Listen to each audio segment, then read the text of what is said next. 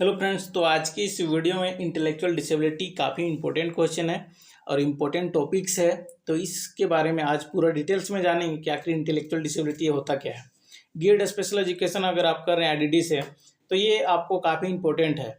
आपके लिए ये इंपॉर्टेंट है क्योंकि आपको 2 वर्षों में आईडी, एसएलडी और एसडी इन तीनों पर आपको काम करना है। या आईडी यानी इंटेलेक्चुअल डिसेबिलिटी, यानी आईडी इंटेलेक्चुअल डिसेबिलिटी वाले बच्चे पर आपको काम करना है। एसडी यानी ऑटिज्म स्पेक्ट्रम डिसऑर्डर, यानी इन बच्चों पर आपको काम करना है। फिर एसएलडी स्पेसिफिक लर्निंग डिसेबिलिटी, तो ये तीनों पर आपको काम करना है। ठीक है, पहला हो गया कि आईडी, दूसरा है कि एएसडी यानी ऑटिज्म स्पेक्ट्रम डिसऑर्डर, और तीसरा है एसएलडी स्पेसिफिक लर्निंग डिसेबिलिटी। तो आज पहला हम देखते हैं कि आईडी आखिर क्या है, उन बच्चों में क्या ऐसी क्वालिटी होती है जो आम जनों में नहीं होता है। तो इसके बारे में पूरा जानेंगे कि आखिर आईडी आखिर है क्या।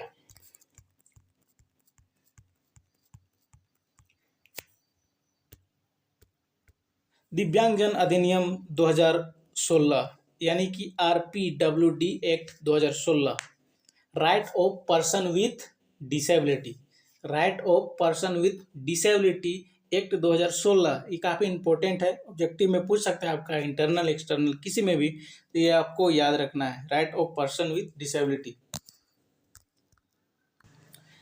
तो आरपीडब्ल्यूडी एक्ट के अनुसार बौद्धिक दिव्यांगता से ऐसी स्थिति जिसकी विशेषता बौद्धिक कार्य, तार्किक शिक्षण समस्या समाधान और अनुकूलित व्यवहार का कम होना, यानी दोनों में कमी होना। जो बौद्धिक या तार्किक शिक्षण समस्या है वो व्यक्ति में तो होता ही है, यानी जो इंटेलेक्चुअल वाले व्यक्ति है यानी बच्चे हैं, तो उनमें ये तार्किक शिक्षण समस्या होती है। दूसरा अनुकूलित व्यवहार, हम सिंपल वे में समझेंगे, ठीक है, हम किताबी भाषा में नहीं जाएंगे, पर ये जो एक्ट के अनुसार जो परिभाषा दिया गया है वो हम डिफाइन करते हैं। पहला क्या कि तार्किक शिक्षण समस्या बच्चे में होंगे, दूसरा है कि अनुकूलित व्यवहार यानी एडेप्टिव बिहेवियर, ये दोनों में कमी होती है, जिसके अंतर्गत दैनिक सामाजिक और व्यवहार कौशलों की रेंज है। यानी दैनिक क्रियाकलाप यानी डेली होने वाले कार्य। दूसरा है सामाजिक अट्रैक्शन, आपको जानते हैं, इंटरवेंशन सामाजिक के बारे में कि सामाजिक, और दूसरा व्यवहार, उसके व्यवहार की जो कौशल है वो रेंज होती है। ठीक है, तो ये काफ़ी सिंपल है कि ऐसा बच्चा जिसमें तार्किक शिक्षण यानी उसका जो तार्किक शिक्षण समस्या है, यानी कि वो तर्क के अनुसार सोच नहीं पाता है, काम नहीं कर पाता है, उसका अनुकूलित व्यवहार कम है, जिसके कारण उसको सामाजिक में दिक्कत हो रही है, व्यवहार में दिक्कत हो रही है। तो ये इसका डिफिनेशन है, ये आपको याद रखना है, पूछ सकता है क्वेश्चन। दूसरा है क्रो के अनुसार, ये परिभाषा हम बता रहे हैं।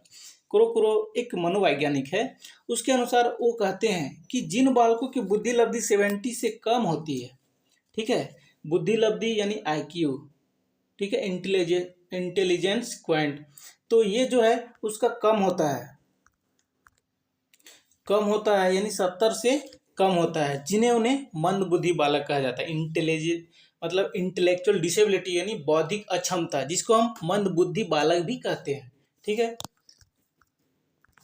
दूसरा है ब्रिटिश मेंटल डिफिशियंसी एक्ट के अनुसार उसका परिभाषा क्या है, मानसिक मंदन 18 वर्ष से पहले आंतरिक कारणों की वजह से अथवा बीमारी या चोट के कारण पैदा एक ऐसी स्थिति है जिसमें व्यक्ति के मस्तिष्क का विकास या तो रुक जाता है या पूर्णतया नहीं आ पाती है। यानी कि किसी कारणवश 18 वर्ष से पहले आंतरिक कारणों की वजह से कोई बीमारी या फिर मस्तिष्क में चोट लग गया हो, या फिर मतलब जन्म के समय कहीं पर कुछ मस्तिष्क में चोट या कहीं पर कुछ भी लग गया हो, जिसके कारण व्यक्ति के मस्तिष्क का विकास रुक जाता है या फिर वह पूर्ण रूप से होता ही नहीं है, और इसी कारण से वो जो आईडी है वो होते हैं। दूसरा है AAIDD 2012 के अनुसार, American association on intellectual and developmental disability, ये काफ़ी इंपॉर्टेंट है, ये ऑब्जेक्टिव में पूछ सकता है, तो ये आप याद रखिएगा कि American association on intellectual and developmental disability 2016 के अनुसार परिभाषा क्या है जानते हैं। बौद्धिक अक्षमता एक ऐसी अक्षमता है जिसमें व्यक्ति की बौद्धिक क्षमता और अनुकूलनीय व्यवहार में महत्वपूर्ण रूप से कमी पाई जाती है। ये पहले भी हमने जानने का प्रयत्न किया है, पर सबके अनुसार कुछ कुछ मतलब अलग होता है। तो ये व्यक्ति की बौद्धिक क्षमता जो है, यानी जो बौद्धिक क्षमता है और अनुकूलनीय व्यवहार यानी एडप्टिव बिहेवियर, तो महत्वपूर्ण रूप से कमी पाई जाती है। और यह कमी उसके सामाजिक और प्रायोगिक एवं दैनिक क्रियाकलापों में भी स्पष्ट रूप से दिखाई देता है। मतलब वो जो दैनिक क्रियाकलाप जो डेली वर्क वो करता है उसमें उसका स्पष्ट रूप से दिखाई देता है। अब समझते हैं कि अक्षमता क्या है। अक्षमता का तात्पर्य क्या है? तो अक्षमता का तात्पर्य है किसी व्यक्ति के शरीर के किसी भाग या अधिक भागों में ऐसा कोई विचलन जिसके फलस्वरूप उसकी दैनिक कार्य क्षमता सामान्य व्यक्ति की तुलना में कम होती है, सापेक्षिक रूप से न्यून या फिर कम होती है। मतलब कि किसी भी व्यक्ति के शरीर का भाग या कोई भी पार्ट्स में जो विचलन के फलस्वरूप यानी उसकी जो गतिविधि है उसके फलस्वरूप उसका दैनिक कार्य क्षमता यानी सामान्य व्यक्ति की तुलना में कम होती है। यानी कि उसका जो दैनिक कार्य क्षमता है, वो डेली वर्क जो कर रहा है उसमें वो सामान्य व्यक्ति के अनुसार वो कम ही कर पाएगा। उसका चाहे सोचने समझने की शक्ति या कोई कार्य करने की शक्ति हो, तो उसमें कमी पाई जाती है। नेक्स्ट जानते हैं कि उसका टाइप क्या है। टाइप ऑफ इंटेलेक्चुअल डिसेबिलिटी यानी बौद्धिक अक्षमता के टाइप क्या, प्रकार क्या है। तो इसके 3 प्रकार है। पहला है साइकोलॉजिकल होता है, एजुकेशनल और मेडिकल। ये 3 प्रकार है और 3 प्रकार से हम डिवाइड करते हैं, उसको टाइप में बांटते हैं। पहला साइकोलॉजिकल यानी मनोवैज्ञानिक तरीके से, एजुकेशनल यानी शैक्षणिक से, और दूसरा है मेडिकल यानी चिकित्सा से। अब हम देखते हैं कि साइकोलॉजिकल में कौन कौन से आते हैं। साइकोलॉजिकल में पहला है माइल्ड, ठीक है, जिसका आईक्यू रेंज होता है 50 से 69। दूसरा है मॉडरेट। हर मनोवैज्ञानिक के अनुसार जो आईक्यू लेवल है माइल्ड, मॉडरेट, सीवियर, प्रोफाउंड का, वो थोड़ा बहुत इधर उधर होता है, तो आप अपने अनुसार चल सकते हैं। जैसे कि यहाँ माइल्ड में 50 to 69 दिया हुआ है आईक्यू लेवल, तो किसी में 52 to 70 भी हो सकता है, ठीक है। तो नेक्स्ट है सीवियर, जिसमें 20 से 34, और प्रोफाउंड जो बिलो से 20। तो आइए जानते हैं कि आखिर माइल्ड लेवल क्या है। माइल्ड में क्या होता है? माइल्ड में बच्चों की मानसिक आयु 9 से 11 वर्ष का होता है तथा बुद्धि लब्धि 50 से 70 के बीच। यानी जो माइल्ड इंटेलेक्चुअल डिसेबिलिटी है, माइल्ड में जो हम देखते हैं, तो माइल्ड बच्चों में क्या है कि उसका मानसिक जो मतलब आयु है वो 9 से 11 वर्ष की है। यानी मानसिक यानी वो मानसिक रूप से मेंटल जो एज कह सकते हैं उसका 9 से 11 वर्ष का है। और उसका जो बुद्धि लब्धि है वो क्या है, तो 50 से 70 के बीच। और यह 5 से 6 कक्षा तक यह शिक्षण ग्रहण करने योग्य होता है। ये काफ़ी इम्पोर्टेंट है कि 5वां से 6ठा तक यह शिक्षण ग्रहण करने योग्य होते हैं। संप्रेषण एवं व्यावसायिक कौशल भी इन्हें सिखाया जाता है। और इन सब बच्चों में मस्तिष्क की दोष, शरीर की बनावट, संवेदी अंगों की क्षीणता में कमी पाई जाती है। मतलब जो संवेदी यानी सेंसरी इश्यूज है, अंग जो होते हैं, सेंसरी जो अंग है उनमें भी क्षीणता इन कमी पाई जाती है। और इन्हें सामान्य व्यक्ति से अलग करना मुश्किल होता है। मतलब कि सामान्य व्यक्ति और जो माइल्ड वाले जो बच्चे होते हैं इन दोनों को अलग करना काफ़ी मुश्किल होता है। नेक्स्ट है मॉडरेट। मॉडरेट में देखते हैं कि मॉडरेट का क्या आईक्यू लेवल है और उसका मेंटल एज क्या है। तो मॉडरेट में इन बच्चों की मानसिक जो एज है वो 4 से 7 साल तक का होता है। और इनकी बुद्धि लब्धि 35 से 49 तक होता है। और यह कक्षा 2 की पढ़ाई कर पाते हैं। जो मॉडरेट वाले बच्चे हैं उसका जो मेंटल एज है वो 4 से 7 वर्ष तक का होता है। और इनकी बुद्धि लब्धि 35 से 49 तक होता है। और ये जो है कक्षा 2 तक की पढ़ाई कर पाते हैं। इनका गामक विकास सामान्य होता है। गामक यानी चलने फिरने का जो है मोटर से रिलेटिव, तो वो सामान्य होता है। इन्हें सामाजिक एवं स्वयं देखरेख संप्रेषण यानी भाषा संप्रेषण, व्यावसायिक कौशल सिखाया जा सकता है। और साथ ही साथ 100% मंद बुद्धियों में से 10% मॉडरेट स्तर के होते हैं। ऐसा मतलब अनुमान लगाया गया है कि 100% मंद बुद्धि यानी आईडी के जो बच्चे हैं उनमें से 10% बच्चे मॉडरेट स्तर के होते हैं, जिनको कक्षा 2 में रखा जाता है, जिसका मेंटल एज 4 से 7 वर्ष की होती है, जिसकी बुद्धि लब्धि 35 से 49 तक की होती है। ठीक है। दूसरा है सीवियर। ये हम साइकोलॉजी के अनुसार जान रहे हैं। ठीक है। तो सीवियर इन बच्चों की मानसिक एज जो होती है, आयु जो होती है वो 4 साल तक की होती है और इनकी बुद्धि लब्धि 20 से 34 होती है और इनमें गामक समस्याएं पाई जाती हैं। गामक हमने पहले ही बोल दिया कि मोटर से रिलेटेड। मोटर मतलब ये मत समझना कि इलेक्ट्रिक मोटर तो मोटरसाइकिल, ये नहीं समझना है। मोटर मतलब चलने फिरने से संबंधित गामक। ठीक है। मोटो जो लोकोमोटर डिसेबिलिटी है जिसको हम कहते हैं कि चलने फिरने से संबंधित, तो वही है कि इनमें गामक समस्या पाई जाती हैं सीवियर में। और इसका बुद्धि लब्धि जो है 20 से 34 होता है। इनकी मानसिक एज जो होती है 4 साल की होती है। वाणी का विकास कम होता है, यानी ये बोल अच्छे से नहीं पाते हैं। वाणी का विकास कम होता है। इन्हें देखभाल की आवश्यकता होती है और इसे काफ़ी देखभाल की आवश्यकता होती है। अब आइए जानते हैं प्रोफाउंड। प्रोफाउंड ये पूर्णतः आश्रित होते हैं, ये दूसरे पर डिपेंड होते हैं और विकास के हर क्षेत्र में मंदता पाई जाती है। विकास यानी डेवलपमेंट के हर क्षेत्र में उसको प्रॉब्लम होती है, जैसे कि बोलने में प्रॉब्लम हो, चलने में प्रॉब्लम हो, ऐसे अनेक प्रकार की प्रॉब्लम उसमें होती है। इसमें संवेदी गामक कमियां होती हैं, यानी सेंसरी जो मोटर है सेंसरी, तो उसमें कमियां होती हैं। इनकी मानसिक एज 2 वर्ष की होती है, यानी मेंटल एज इसका जो होता है 2 वर्ष की होती है और इनकी बुद्धि लब्धि 20 से कम होती है, बिलो टू 20। ठीक है। 20 से कम प्रोफाउंड का जो बुद्धि लब्धि है वो होता है। ये तो आप काफ़ी इंपॉर्टेंट ये टॉपिक आपने पढ़ा कि माइल्ड, मॉडरेट, सीवियर और प्रोफाउंड, ये चारों का बुद्धि लब्धि आपको याद रखना है। ठीक है। उसका मेंटल एज याद रखना है। ठीक है। नेक्स्ट है एजुकेशन क्लासिफिकेशन, यानी एजुकेशन के अनुसार। तो एजुकेशन के अनुसार जब हम उसको डिवाइड करते हैं तो उसमें एजुकेबल है, ट्रेनेबल है, कस्टोडियल है, ये 3 ग्रुप में बांटा गया है। ठीक है। हम उसका टाइप देख रहे हैं। ठीक है। तो उसमें एजुकेशन पहला है साइकोलॉजिकल, दूसरा है एजुकेशनल और तीसरा है मेडिकल। तो साइकोलॉजिकल में हमने देखा माइल्ड, मॉडरेट, सीवियर और प्रोफाउंड। तब एजुकेशनल में आप देख रहे हैं तो एजुकेबल, ट्रेनेबल और कस्टोडियल, ये तीनों के बारे में जानते हैं।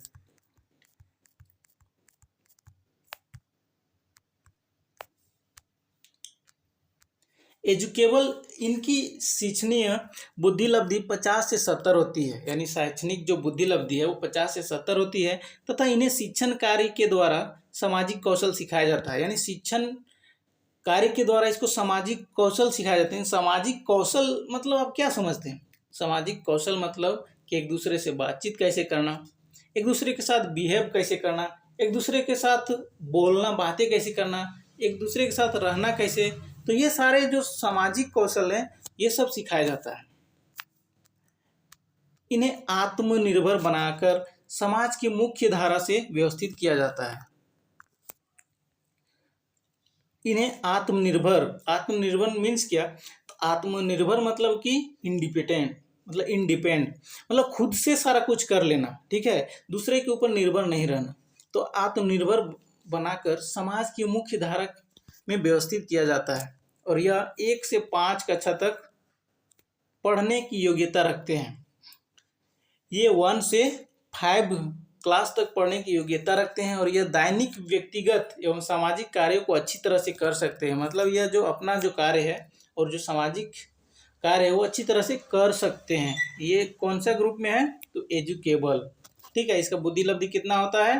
तो 50 to 70 और इसका जो कौशल है उसको सिखाया जाता है, इसको आत्मनिर्भर बनाया जाता है। यह एजुकेबल में 1 to 5 क्लास तक इसको व्यवस्थित करके पढ़ाया जा सकता है और ये पढ़ने योग्य होते हैं। दूसरा है ट्रेनेबल। ट्रेनेबल जिसकी बुद्धि लब्धि 35 to 50 यानी कि 35 to 50 तक इसकी बुद्धि लब्धि होती है तथा इसे 1 से 2 कक्षा तक शिक्षण दिया जाता है। मतलब कक्षा 1 से 2 तक इसका शिक्षण ग्रहण करने योग्य माना जाता है या दिया जाता है। यह अपना नाम, पता आदि लिख लेते हैं। इन्हें दैनिक क्रियाओं एवं व्यावसायिक कौशलों में प्रशिक्षित कर रोजगार के योग्य बनाया जाता है। यह जो अपना नाम है, पता है, घर कहाँ है, ये सारे कुछ लिख लेते हैं और इन्हें दैनिक क्रियाएं यानी डेली रूटीन में जो काम होता है वो और व्यावसायिक कौशल को प्रशिक्षित कर रोजगार के योग्य बनाया जाता है। दैनिक कार्य के साथ साथ व्यावसायिक कौशल यानी कि ऐसे कुछ काम जिससे वो करके उसको रोजगार प्राप्त हो। ठीक है, ऐसा योग्य उसको बनाया जाता है। नेक्स्ट है कस्टोडियल ग्रुप। कस्टोडियल ग्रुप में इसकी बुद्धि जो है वो 35 से नीचे होती है और इन्हें हमेशा विशेष रूप से देख रेख की जरूरत पड़ती है। ठीक है, विशेष रूप से उसमें देखे थे प्रोफाउंड में कि वो सबसे निचले कैटेगरी के उसको भी वो दूसरे के ऊपर डिपेंड रहता था।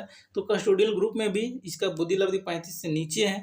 तो उसमें जो था प्रोफाउंड में कि बिलो यानी 20 से कम था, इसमें 35 से नीचे है, तो इसको भी विशेष देखरेख की जरूरत होती है और इन्हें विकासात्मक पिछड़ापन पाया जाता है इसमें। और इन्हें गामक कौशलों के लिए उपकरण की जरूरत पड़ती है, यानी चलने फिरने के लिए उसको इंस्ट्रूमेंट मतलब उपकरण की जरूरत पड़ती है और इन्हें एडीएल का प्रशिक्षण दिया जाना अधिक आवश्यक माना जाता है। एडीएल यानी कि डेली लिविंग एक्टिविटी। ठीक है, तो इसको जो डेली काम होता है वो सब करने के लिए इसको प्रशिक्षण दिया जाता है। अब दो टाइप हमारा खत्म हुआ, साइकोलॉजिकल और एजुकेशन। अब हमारा मेडिकल है। मेडिकल में हम देखते हैं इसके अंतर्गत मानसिक मंदता को उनके होने वाले कारणों के आधार पर वर्गीकृत किया जाता है, जो गर्भधारण से पहले से लेकर जन्म के उपरांत तक शारीरिक व मानसिक कारणों पर आधारित होती है। यानी कि मेडिकल टर्म में हम समझे तो गर्भधारण से पहले और गर्भधारण के पहले से लेकर जन्म के बाद तक जो मानसिक कारक है उस पर आधारित किया जाता है। पहला है संक्रमण। मेडिकल में मनोचिकित्सीय विकृतियां जैसे कि गर्भावस्था के दौरान मां को कुछ मानसिक तनाव या फिर दुर्बलता के परिणाम स्वरूप स्वालीन व्यवहार, ये सब आता है। दूसरा है कि गुणसूत्रीय असमानता। जो गुणसूत्रीय असमानता यानी गुणसूत्रों की असमानता से भी प्रभावित बृहद संख्या में मानसिक दिव्यांग देखने को मिलती है और विभिन्न प्रकार के सिंड्रोम आते हैं। फिर गर्भावस्था की विकृतियाँ यानी गर्भावस्था के दौरान कुछ विकृतियाँ हो जाने के कारण उसमें जो है उसमें ट्यूमर तथा कैंसर जैसी बीमारियां भी हो सकती है, जिसमें शिशु मानसिक दिव्यांग हो सकता है। दूसरा है प्रसव पूर्व अज्ञात कारक, यानी प्रसव से पूर्व भी कुछ ऐसे अज्ञात कारक भी हो सकते हैं जो कि काफ़ी डिफिकल्टी आती है उनमें। दूसरा है मस्तिष्क की बीमारियां, यानी कि सर में बीमारी यानी ब्रेन ट्यूमर तथा अन्य मस्तिष्क बीमारियों से मस्तिष्क के विकास का ह्रास होता है और बच्चा मानसिक दिव्यांग हो जाता है। फिर मानसिक और शारीरिक कारक, यानी कि यह अवस्था जन्म के पहले और जन्म के समय एवं जन्म के बाद भी हो सकता है। ये परफेक्ट रूप से कोई नहीं कह सकता है कि किस टाइम हुआ है, ठीक है, पर ये तीनों सिचुएशन में आप उसको समझ सकते हैं। दूसरा है वातावरणीय कारण, यानी कि गरीबी के कारण कुपोषण, अज्ञानता, अशिक्षा जैसी समस्या भी होती है, जिनमें टीकाकरण का अभाव, बच्चों को जन्म इत्यादि के कारण भी ज़्यादातर बच्चे मानसिक मंद होते हैं। मतलब कि वातावरणीय के कारण भी हो सकता है कि बहुत कोई खान पान सही से नहीं दे पाते हैं, ठीक है, कुछ नॉलेज उनके अंदर नहीं होती जिसके कारण कुछ जो उसको जानकारी होने के बावजूद नहीं कर पाते हैं। फिर अन्य ऐसे भी कारण हैं जिसके कारण से वो हो सकता है, जिसके मस्तिष्क विकास में गिरावट एवं मानसिक मंदता देखी जाती है, जैसे गर्भवती महिला को मिर्गी का दौरा पड़ना, बच्चे को मिर्गी का दौरा आना। तो ये सब जो है मेडिकल के अंतर्गत में आता है।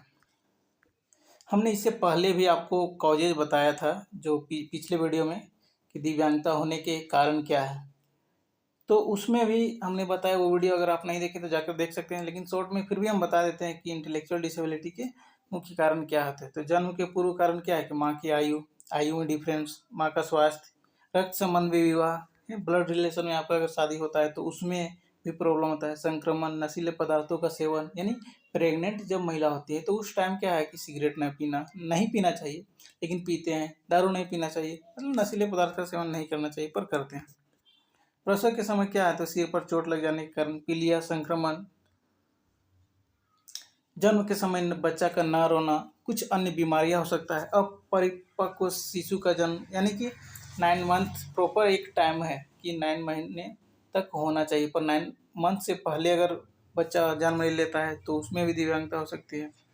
फिर है कि नाभि नाल का गर्दन में लिपटा होने के कारण, यानी ये काउजेज हम बता रहे हैं कि इंटेलेक्चुअल डिसेबिलिटी के क्या कारण हो सकते हैं। इसमें हम बता रहे हैं कि जन्म के समय तो नाभि नाल का गर्दन में लिपटा होने के कारण, जन्म भार में कमी यानी जो बर्थ वेट है वो अगर कम है तो, फिर है कि जन्म के बाद यानी पोस्ट नेटल जिसको हम बोलते हैं, जन्म के बाद क्या कारण हो सकते हैं जो ये मतलब दिव्यांगता है या फिर ये इंटेलेक्चुअल डिसेबिलिटी हो यानी बौद्धिक अक्षमता हो। तो चोट या दुर्घटना के कारण, बच्चे का कुपोषण होने के कारण, बच्चे को संक्रमण होने के कारण, या फिर बार बार बेहोशी आना, टीकाकरण का अभाव हो सकता है कि समय पर जो टीका लगाना था उन्होंने नहीं लगाया। अब जानते हैं, ये काफ़ी इम्पोर्टेंट है कि बहुत सारे ऐसे स्टूडेंट हैं, मान लीजिए डीएड आपने कर लिया, अगर आप अच्छे तरीके से नहीं किए कि आईडी बच्चों को किस प्रकार पहचाना जाता है, एसडी बच्चों को कैसे हम पहचान सकते हैं, एसएलडी बच्चों को कैसे पहचान सकते हैं, तो वो हम इस टॉपिक में कवर करेंगे कि जो बौद्धिक रूप से अक्षम बालकों की पहचान हम कैसे करते हैं। ऐसे बालक प्रायः शारीरिक रूप से अयोग्य होते हैं और ऐसे बालक संवेगात्मक रूप से अस्थिर होते हैं, मतलब इमोशनल रूप से अस्थिर होते हैं। और ऐसे बालक जो है वो सूक्ष्म चिंतन के योग्य नहीं होते हैं, मतलब वो प्रॉपर एक चिंतन वो नहीं कर सकते हैं। ऐसा बालक सामाजिक परिस्थितियों के साथ समायोजन नहीं कर पाता है, मतलब ऐसा जो बालक है सामाजिक परिस्थिति अगर कुछ उत्पन्न होता है तो वो समायोजन नहीं कर पाते। ठीक है, नेक्स्ट है, ऐसे बालक व्यक्तिगत और सामाजिक उत्तरदायित्व को वहन नहीं कर पाते हैं, यानी बालक का जो व्यक्तिगत है या सामाजिक उत्तरदायित्व जो होना चाहिए या जो होता है उसको वो वहन नहीं कर पाते हैं। नेक्स्ट है, ऐसे बालकों की बुद्धि लब्धि 70 से कम होती है और इनमें आत्मविश्वास की कमी होती है, मतलब ये बंदा जो है जो हम कह सकते हैं आई कैन डू, मैं कर सकता हूँ, पर इसमें आत्मविश्वास की कमी होती है कि वो सोचेगा नहीं ये हमसे नहीं होगा। और इसका जो बुद्धि लब्धि आईक्यू है जो 70 से कम होती है। बालक अपने साथियों के साथ मित्रवत व्यवहार नहीं कर पाता है और प्रायः शांत और निष्क्रिय रहता है, मतलब शांत और निष्क्रिय रहता है और वो फ्रेंडशिप जो है वो अच्छा तरीके से कर नहीं पाता है। तो ये जो मेन मुद्दे हम आपको बता रहे हैं काफ़ी इम्पोर्टेंट है, आपको बच्चे को देखकर समझना है कि वो कौन कौन सी एक्टिविटी कर रहा है, वो एसडी बालक है कि एसएलडी है कि आईडी है। ठीक है, नेक्स्ट है कि ऐसे बालकों की शैक्षिक क्षमता सीमित होती है तथा सीखने की गति धीमी होती है, मतलब जो ऐसे बालक है इसकी जो सीखने की क्षमता जो है वो सीमित होती है और यह जो है इसका जो गति है वो धीमी होती है। नेक्स्ट है कि ऐसे बालकों में शारीरिक एवं वाणी संबंधी दोष पाए जाते हैं, शारीरिक एवं वाणी संबंधी दोष पाए जाते हैं। बालक में कुछ ऐसे दोष होते हैं जिन्हें परिष्कृत नहीं किया जा सकता है, मतलब ऐसे कुछ दोष है जो इसको पूरा हटाया नहीं जा सकता है। ऐसे बच्चों की बुद्धि लब्धि द्वारा भी पहचान की जा सकती है और इस तरह से की गई पहचान सही होती है, मतलब उसका जो आईक्यू लेवल है, बुद्धि लब्धि जो है उससे उसको पहचान कर सकते हैं और यह काफ़ी मतलब महत्वपूर्ण है, ये सही उसका पहचान करने में मददगार होती है। ऐसे बालक सामाजिक व्यवहार में कुशल नहीं होते हैं, सामाजिक व्यवहार में कुशल नहीं होते हैं और इनमें एकाग्रता और सृजनात्मकता का अभाव होता है, मतलब कि इसमें एकाग्र मतलब वो कॉन्सेंट्रेट एक जगह नहीं रह सकता है, अगर आप एक जगह बैठा दिए हैं तो उसका माइंड इधर उधर भटकते रहता है और वह कुछ क्रिएटिविटी नहीं कर सकता है। नेक्स्ट है बौद्धिक विकलांगता जो है यानी बौद्धिक अक्षमता के लक्षण क्या है, ऐसे हम उसका लक्षण क्या बता सकते हैं। तो पहला है कि धीमी प्रतिक्रिया, वो बहुत कम प्रतिक्रिया देता है, यानी मंद बुद्धि व्यक्तियों की प्रतिक्रिया सामान्य व्यक्तियों से धीमी होती हैं, कभी कभी ये प्रतिक्रिया भी नहीं कर पाते हैं। मान लीजिए कि आपके सामने एक इंटेलेक्चुअल डिसेबिलिटी का बच्चा है, मतलब बौद्धिक अक्षमता वाला एक बच्चा है, उसको आप बोल रहे हैं कि बच्चा इधर देखो, मतलब उसका नाम पुकार रहे हैं या फिर उसको कुछ करने के लिए बोल रहे हैं, तो वो क्या है कि वो कभी कभी प्रतिक्रिया नहीं दे पाता, बोल नहीं पाता है या फिर आप जो बोल रहे हैं वो नहीं करता है। ये क्या हो गया, धीमी प्रतिक्रिया। ये हम क्या बोल रहे हैं, उसका कैरेक्टरिस्टिक यानी लक्षण बता रहे हैं आपको। अस्पष्टता का अभाव, यानी स्पष्टता का अभाव मतलब अपने विचार आवश्यकताएं और भावनाएं को व्यक्त नहीं कर पाता, यानी उसको जो चाहिए उनको कुछ भी चाहिए या फिर उनको जो कुछ देख रहा है तो उसको देख के भी वो जो अस्पष्ट है वो नहीं कर पाता है। सीखने में धीमापन, यह लोग धीरे धीरे सीख पाते हैं। फिर एक कम समझने में भी धीमापन दिखाई देता है, और निर्णय लेने की क्षमता में कमी, यानी कि मंदबुद्धि व्यक्ति या फिर तो यह निर्णय नहीं ले पाते हैं या निर्णय लेने में अधिक विलम्ब करते हैं। मतलब कि जो इंटेलेक्चुअल डिसेबिलिटी की जो चिल्ड्रेन हैं, मतलब तो वो क्या करते हैं कि उनको निर्णय लेने में काफ़ी दिक्कत आती है और कमी होती है, क्योंकि ये कुछ कुछ में निर्णय ले पाते हैं और कुछ में तो ये निर्णय लेने का टाइमिंग जो है वो ज़्यादा बढ़ा देते हैं। एकाग्रता का अभाव, मंदबुद्धि व्यक्तियों को किसी गतिविधि पर ध्यान केंद्रित करने में समस्या होती है। उन्हें एक गतिविधि से दूसरे पर जाना भी कठिन होता है। मतलब कि कोई भी चीज़ में वो सोच रहा है, मतलब ध्यान केंद्रित है, तो उसमें भी समस्या होती है और गतिविधि से दूसरे पर जाना कठिन हो जाती है। जल्दी गुस्सा करना या फिर नियंत्रण खो बैठना, जो मंदबुद्धि वाले व्यक्ति है वो क्या है, अपने संवेगों पर, मतलब जो है सेंसरी पर वो नियंत्रण नहीं रख पाते हैं। उसको बहुत जल्दी गुस्सा आता है या फिर वो गुस्सा में कुछ भी कर सकते हैं, फेंक के मार भी सकता है। नेक्स्ट है याद रख पाने में कमी। मंदबुद्धि व्यक्तियों में सीखने की क्षमता में कमी पाई जाती है, साथ ही सीखे गए कौशलों को याद रखने में समस्या होती है।